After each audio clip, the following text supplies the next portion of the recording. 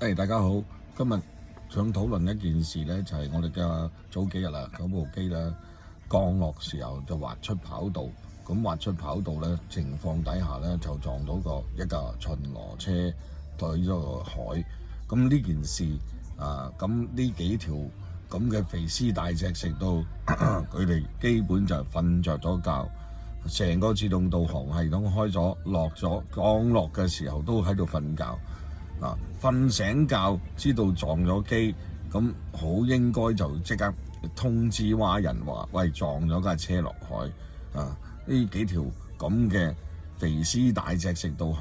喺土耳其嘅機，呢班機就30幾年啦，呢架機基本上咧就喺沙漠嘅地方就掹咗出嚟，就咁載貨。就咁就求其啦嚟啦，咁就咁載貨用咗呢個土耳其嗰邊啲人冇乜嘢做係嘛，咁求其上機就上到去瞓覺，咁導致到呢單嚴重嘅一個意外啦。其實警察部絕對要採取拘捕行動，家屬咧更加要去機場管理局，更加要去安慰佢，